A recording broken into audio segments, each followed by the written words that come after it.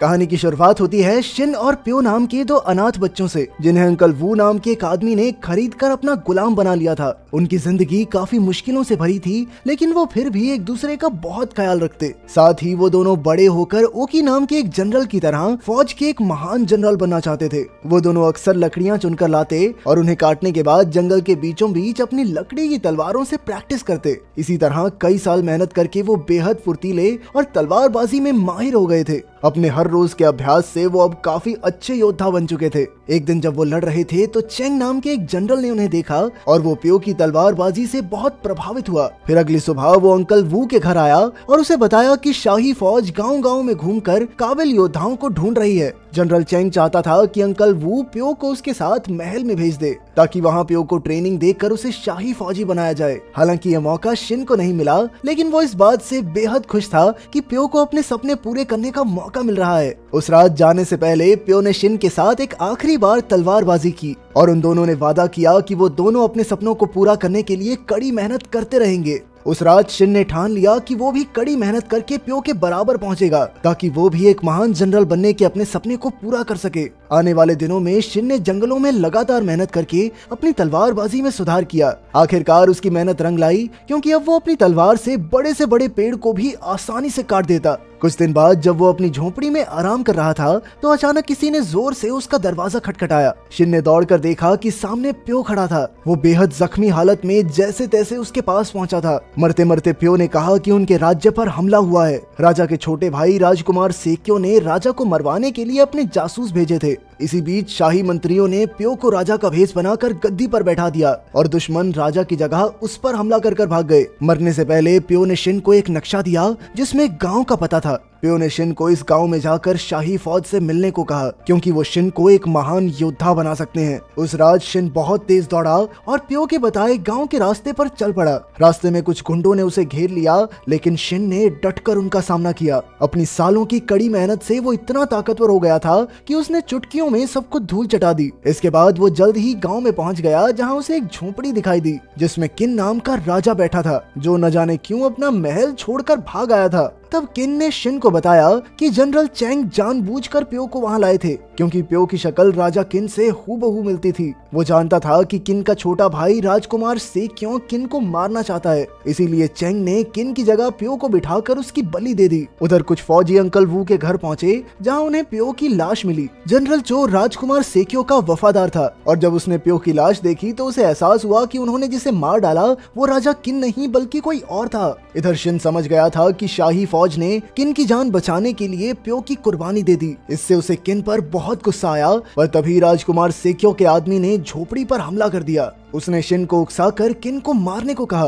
क्योंकि प्यो की मौत उसी की वजह से हुई थी। लेकिन शिन उसकी बातों में नहीं आया और उसने उसी आदमी पर हमला करके उसे मार डाला, क्योंकि वो जान गया था कि इस हमलावर ने ही प्यो पर वार किया था। इसके बाद वो फिर से राजा किन पर गुस्सा करने लगा, क्योंकि प्यो की मौत का उस पर बहुत गहरा असर हुआ था। तब किन ने उसे समझाया कि प्यो ने सोचते समझते हुए पूरे राज्य को बचाने के लिए अपना बलिदान दिया है। किन का जिंदा रहना जरूरी था, क्योंकि अगर राजकुमार सेक्यो गद्दी पर बैठ गया तो पूरे राज्य को बर्बाद करके रख देगा। अब किन ने शिन को फौज में शामिल होकर सेक्यो का मुकाबला करने को कहा, ताकि उनके देश की रक्षा हो सके और प्यो का बलिदान यूं ही बर्बाद न जाए। वहीं राजकुमार सेक्यो को जब खबर मिली कि किन जिंदा है तो वो गुस्से से भड़क उठा। अब उसने और जासूसों को भेजकर किन को मारने का हुक्म दिया। अगले दिन जब शिन और किन जंगल से जा रहे थे तो अचानक एक हत्यारे ने उस पर जहरीली सुई से हमला कर दिया। शिन ने तुरंत उसका मुकाबला किया और अपनी तलवार से उसका सर धड़ से अलग कर दिया, लेकिन उसके मरते ही शिन खुद भी बेहोश हो गया, क्योंकि उसके शरीर में जहर फैल गया था।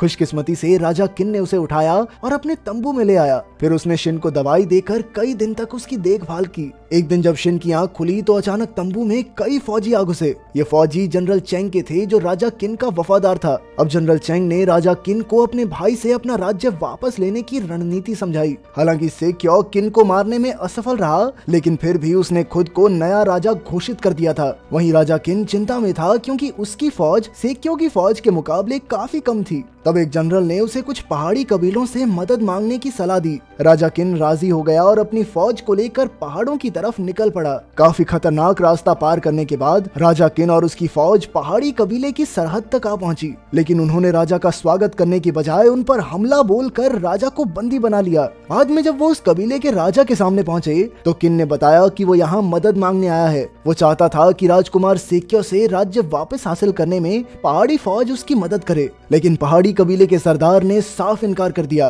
क्योंकि पहले भी कई राजाओं ने उनके भोलेपन का फायदा उठाकर उन्हें मार डाला था। लेकिन किन इतनी जल्दी हार मानने वाला नहीं था, इसीलिए उसने अपने पूर्वजों की तरफ से सबसे दिल से माफी मांगी और आखिरकार उसकी सच्चाई देखकर कबीले के सरदार ने उसे माफ कर दिया। फिर उसने अपने फौजियों को किन की फौज के साथ मिलकर राजमहल पर हमला करने का हुक्म दिया। इसके बाद किन ने सेक्यो की फौज को चारों ओर से घेर कर वार करने का प्लान बनाया। शिन और जनरल चेंग फौज के सेनापति होंगे और किन भेस बदलकर पहाड़ी फौज में शामिल होगा। अगले दिन पहाड़ी फौज किन की फौज के साथ राजमहल के सामने पहुंच गई और फिर पहाड़ी कबीले के राजा ने सेक्यो के सेनापति से कहा कि वो सेक्यो की फौज में शामिल होना चाहते हैं। ये सुनकर सेक्यो के सेनापति ने खुशी खुशी उन्हें राज्य में आने की इजाजत दे दी और इसी तरह सब लोग आसानी से सेक्यो के राज्य में घुस गए। मौका पाते ही उन्होंने दरवाजे पर खड़े सैनिकों पर हमला बोल दिया। इसके बाद किन ने शिन को अपनी फौज लेकर खुफिया रास्ते की ओर जाने को कहा और इधर वो पहाड़ी राजा के साथ सेक्यो की फौज का मुकाबला करने लगा। जल्द ही पहाड़ी फौज और सेक्यो की फौज में घमासान युद्ध छिड़ गया। पहाड़ी फौजियों की फुर्ती और काबिलियत की मदद से राजा किन ने बड़ी आसानी से सेक्यो की काफी सारी फौज को मार डाला।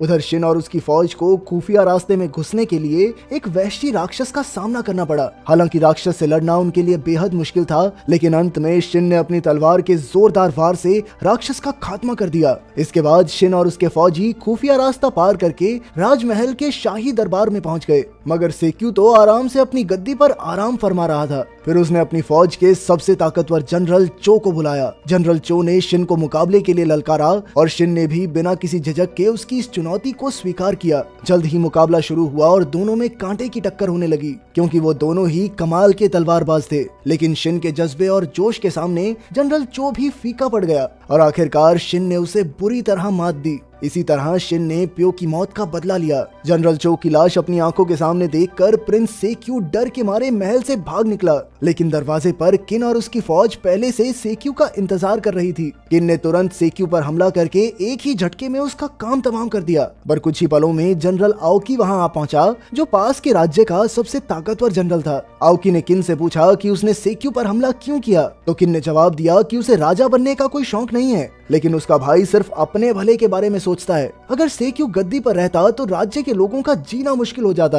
अब किन चाहता था कि जापान के सारे राज्य एक साथ मिलकर शांति से रहें ताकि पूरा देश आगे बढ़ सके। उसकी ये बात सुनकर जनरल आओकी ने उसका ये सपना पूरा करने में उसकी मदद करने का वादा किया, लेकिन अब भी एक जनरल सेक्यू का वफादार था और वो किन की जीत बर्दाश्त नहीं कर पाया। इसीलिए उसने अपनी फौज के साथ किन और आओकी पर हमला कर दिया, मगर जनरल आओकी ने पूरे आत्मविश्वास के साथ एक ही वार से सभी फौजियों को मौत के घाट उतार दिया। ये देखकर वो दूसरा जनरल और भड़क उठा और अब उसने खुद किन पर वार कर दिया, लेकिन ऐन वक्त पर शिन ने बीच में आकर किन की जान बचाई और उस जनरल को मार डाला। शिन की बहादुरी से जनरल आओकी भी बहुत प्रभावित हुआ और उसने कहा कि शिन आगे चलकर इस देश का सबसे महान जनरल बनेगा। इसके बाद आओकी वहाँ से जाने लगा तो शिन ने उसे अपना नाम बताया और कहा कि मुझे हमेशा याद रखना। आखिरकार राजकुमार सेक्यो और उसकी सेना को हराकर राजा किन जीत चुका था, इसीलिए शाही सेना और पहाड़ी फौज खुशी से नाचने गाने लगी। जाने से पहले पहाड़ी कबीले के सरदार ने शिन के जज्बे से खुश होकर उसे अपनी पुश्तैनी तलवार तोहफे में दी।